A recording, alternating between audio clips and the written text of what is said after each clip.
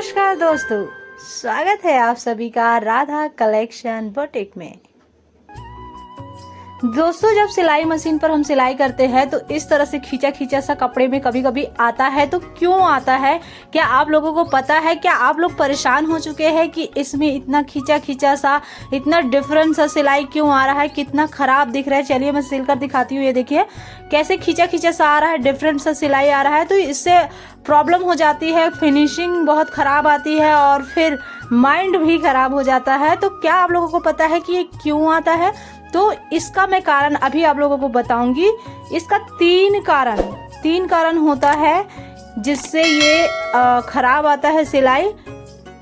और जरूरी नहीं है कि तीनों की तीनों एक साथ ही जो कारण है वो हो, एक कारण की वजह से भी ऐसा होता है। तो ये देखिए, खींच कर देखो और ये कैसे प्लेन हो गया, मतलब ये एकदम खींचा खींचा सा आ रहा है। तो इसको ठीक कैसे करना है? तो ये जो तीन कारण है उसमें से फर्स्ट कारण होता है ये जो स्टिच लेंथ है। तीसरा कारण में से पहला कारण है स्टिच लेंथ। अगर ये ऊपर चला जाता है, ये देखिए ऊपर नीचे इसमें बहुत सारे दिए होते हैं, नंबर दिए होते हैं, सबसे नीचे में रहता है, तो ये जो सिलाई मशीन है ये आगे ही नहीं बढ़ेगा। यहाँ से कपड़ा अगर सिलोगे तो आगे ही नहीं जाएगा। सबसे नीचे में अगर रह गया, गलती से छूट जाता है कभी कभी तो। और यहाँ पर 2 नंबर, 3 नंबर, 4 नंबर, सबके मशीन में अलग अलग नंबर होते हैं। तो सबसे ऊपर में अगर आप इसको छोड़ दिए रहते हो, कभी कभी कच्ची सिलाई भी करनी पड़ती है, वहां से कच्ची सिलाई होती है, तो सबसे नीचे में अगर ऊपर में छोड़ दिए रहोगे तो इस तरह से सिलाई आ सकती है। तो सबसे पहला कारण तो ये स्टिच लेंथ है। तो जब भी आप सिलाई करें तो इसका ध्यान जरूर रखें कि ये कहाँ पर है। अगर आपका सिलाई खराब आ रहा है तो सबसे पहले तो आपको इसी को ही चेक करना है। अगर यहीं पर ही प्रॉब्लम है तो बाकी जगह देखने की तो जरूरत ही नहीं है। तो जहां हम नॉर्मल सिलाई पे रखते हैं, 2 पे 3 पे जैसे आप रखते हैं, क्योंकि हर मशीन पे अलग अलग नंबर्स होते हैं, तो 2 नंबर पे मैं रखती हूँ, तो 2 नंबर पे रख के उसके बाद सिलाई करती हूँ। तो सेकंड जो प्रॉब्लम है वो झांझ है। झांझ में अगर यहाँ पर जहाँ से धागा रहता है वहां पर अगर कचड़ा फंस गया या फिर धागा फंस गया, तब जाकर ये प्रॉब्लम आती है। कपड़े पर सिलाई बिल्कुल भी अच्छी नहीं आती है, रुक रुक कर आती है या फिर सिकुड़न सा आता है। तो जैसे मैं झांझ को निकाल रही हूँ, आप लोग अच्छे से देख लीजिए। वैसे तो मैंने इसका प्रॉपर एक वीडियो बना दिया है और 2-3 वीडियो में मैंने ये समझा भी दिया है। इसमें आपको मशीन से रिलेटेड बहुत सारे वीडियो मिलने वाले हैं और सारे के सारे यूजफुल है, कमेंट से पता चल जाता है। तो आप लोग विजिट जरूर कीजिएगा। देखिए यहाँ पर होता है, ये देखिए धागा यहाँ पर फंसा होता है या कचड़ा यहाँ पर फंसा होता है। यहाँ पर एक धागा फंसा हुआ है, दिख रहा होगा आप लोगों को, ग्रीन कलर का है। सावन का महीना चल रहा है, ग्रीन कलर सावन में चलता है। तो ये देखिए ग्रीन कलर का धागा ही फंस गया। अभी रिसेंटली मैंने ग्रीन कलर का एक कुर्ता सिला हुआ था, तो लगता है उसी का धागा यहाँ पे रह गया। तो यहाँ पर धागा रह गया है, इसके वजह से इस मशीन में प्रॉब्लम आ रही है। लेकिन आप लोगों की मशीन में 3 जो कारण है उसमें से कोई भी कारण आ सकता है और यहाँ पर भी कचड़ा भरा होता है, जिसके कारण भी इस तरह का प्रॉब्लम आता है। तो ये निकालने के बाद अच्छे से इसकी सफाई कर देनी है। सफाई इसकी बहुत जरूरी है। मशीन को रिपेयर करने का या सफाई करने का जो भी वीडियो आप देखना चाहते हो, आपको यहाँ पर सारे के सारे वीडियो मिल जाएंगे राधा कलेक्शन बुटीक में। तो आप लोग को जरूरत होगी तो फिर विजिट करिएगा और देखिएगा और फायदा उठाइएगा। तो इसको मशीन को ये झांझ को अच्छे से सफाई कर देनी है और अच्छे से सफाई करने के बाद हम इसको जैसा था वैसे ही लगा देंगे। पहले तो इसमें ऑयल कर देंगे। ऑयल करना बहुत जरूरी है, ये मैं सारे वीडियो में बोलती हूँ, बट यहाँ मैं सारी जगह ऑयल नहीं लगाऊंगी, वीडियो बहुत ज्यादा लंबा हो जाता है। तो यहाँ पे जहाँ जरूरत है वहां लगा दिया और लगाने के बाद इसको हम जैसा था वैसे फिट कर देंगे। तो अब इसमें ऑयल लग चुका है और यहाँ पर को भी साफ करना बहुत जरूरी है। साफ इसलिए करना जरूरी है क्योंकि ये मशीन पे हर जगह ऑयल लगा होता है और ऑयल अपने तरफ कचड़े को आकर्षित करती है, तो वहां पर कचड़ा आके चिपक जाता है कि चलो हमको बुला रहे तो हम चिपक जाए। तो इस तरह से चिपक जाता है। तो सफाई करके ऑयल लगा देना है और उसके बाद जैसा हमने इसका झांझ का जो पार्ट है वो निकाला था वैसे ही इसे फिट करना है। तो आप लोग अच्छी तरह से देख लीजिए, जिनको फिट करना नहीं आता है तो वो अच्छी तरह से देखकर फिट करे, वरना यहाँ पर एक भी सेटिंग बिगड़ा मतलब सिलाई ऑटोमेटिक ही खराब होने वाली है। तो ये सेटिंग जिनको नहीं आती है, स्पेशली बिगनर्स को, तो आप लोग देख लीजिए, यहाँ पर एक होल होता है और होल पे इस तरह से लगाया जाता है। और फिर बारी आती है इसकी। तो इसको क्या करना है, इसको इस तरह से नहीं लगाना है, इसको इस तरह से लगाओगे तो गलत हो जाएगा और धागा बिल्कुल भी आगे नहीं जाएगा। इसको इस तरह से उल्टा करके, मंजीरा होता है, आप लोगों को अगर जिनको पता होगा, तो इस तरह से लगा देना है। और आगे का जो भी पार्ट है वो इसी तरह से सेट करते जाना है। और यहाँ पर जो तार है वो अब यहाँ अंदर डालना है, बीचों बीच नहीं, साइड से।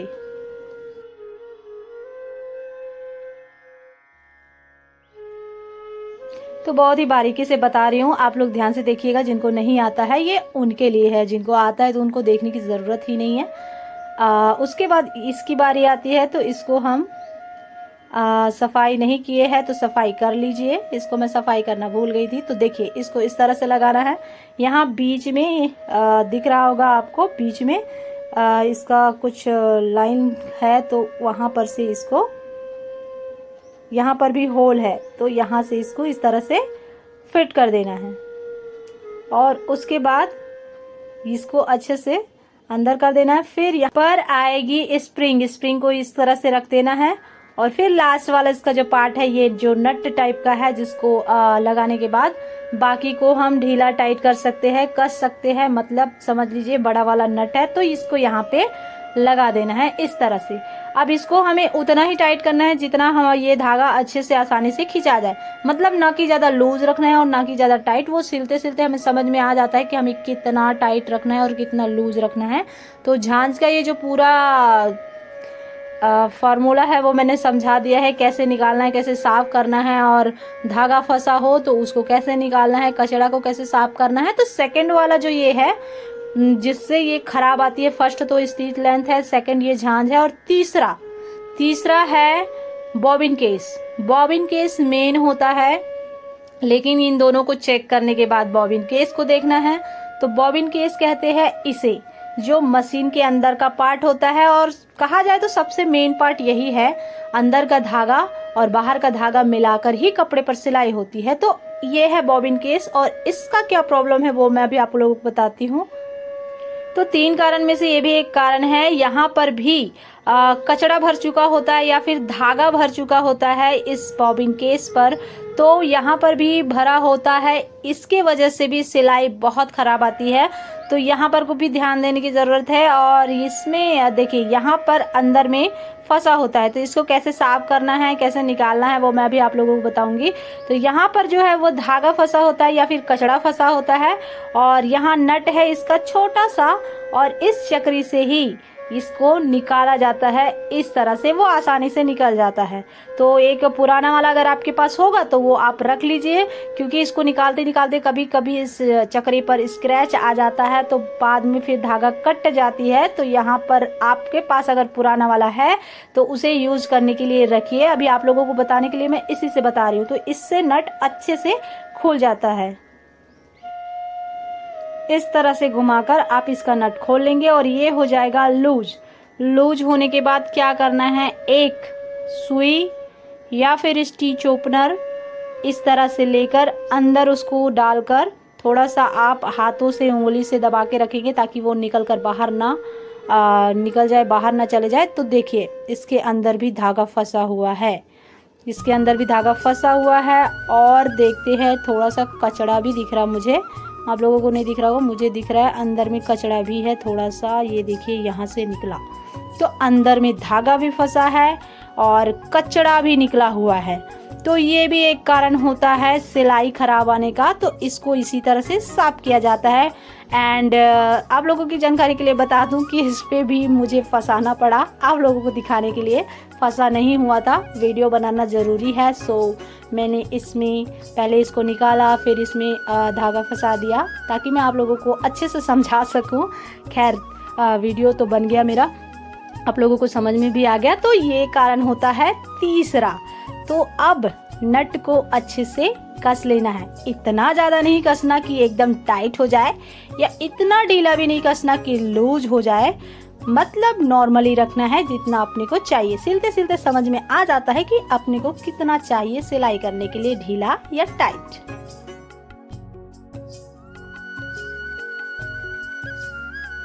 तो तीनों कारण मैंने बता दिया, तीनों उसको सुधारने का उपाय भी बता दिया और इस तरह से सिलाई आई है। अब देखते हैं कि सिलाई परफेक्ट आएगी या नहीं, यानी कि मशीन ठीक से बना या नहीं बना। तो ये देखिए सिलाई एकदम परफेक्ट आ रही है, बिल्कुल सुंदर, साफ और फिनिशिंग के साथ।